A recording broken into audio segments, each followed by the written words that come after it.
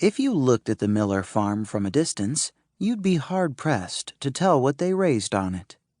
It was just a big patch of dirt with a house, 9 big black barns, a flat-roofed concrete barn nearby, a tractor shed, and a green patch of Swiss chard out back. But turning in the gate, you'd know those big black barns were full of chickens. The crooning noise and the warm smell would soon tell you. Now, the Binochet farm next door, there was no doubt about that. Strangers could pick it out half a mile away.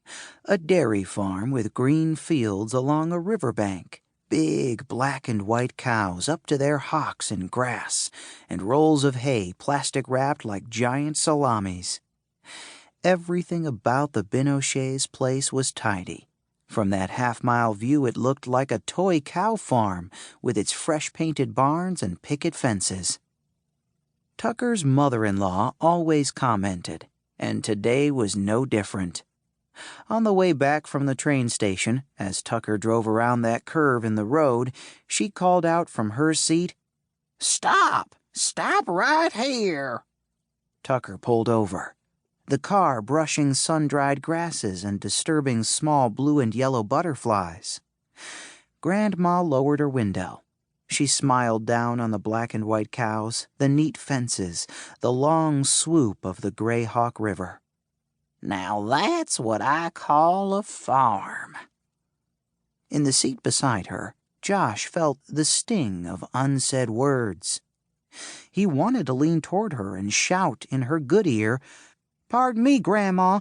Our farm doesn't have the river for irrigation or hired hands to make pretty picket fences, but we have happy chickens. Yes, ma'am, the Miller chickens are equally happy and healthy as those Hereford cows. And if you look past the Binochets' farm, past the black barns and dust, you'll see a dark green field of Swiss chard that gets watered nearly every day. I know because I turn on the sprinklers, and you won't get better Swiss chard anywhere. That's what gives our famous eggs their rich yellow yolks that people like to see with their bacon and hash browns." Of course, he didn't say a word. He sat in the back seat as still as a rock, sharing his father's silence, while the heat poured through Grandma's open window and the blue and yellow butterflies flew back into shade in the long grass. When Tucker told him Grandma was coming to keep house for them, Josh had been half pleased, half afraid, and he hadn't known which half was which. Now he remembered.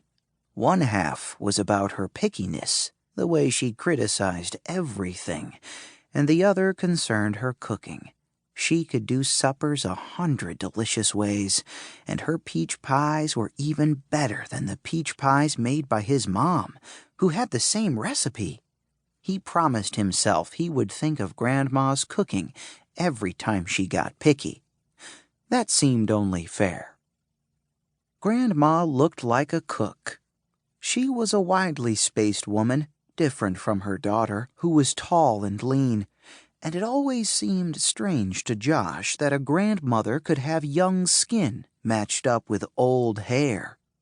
From where he sat, the side of her face was as smooth as sanded wood, while her pinned-up hair was like a heap of snow.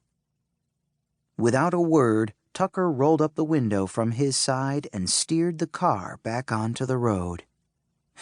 "How's their little girl?" Grandma asked. "Annabelle who's McCall-it?"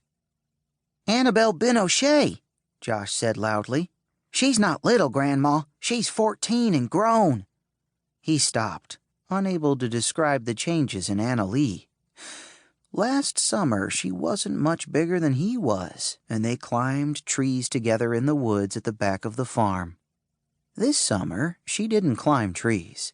She was tall and had bumps in her T-shirt. But that wasn't all. Her ears were pierced. She wore bright pink nail polish, and there was a silver ring on one of her toes. When she said a boy named Bob had given her the toe ring, Josh had felt a creeping sadness. His friend Anna Lee was leaving him for a world that seemed uncomfortably distant.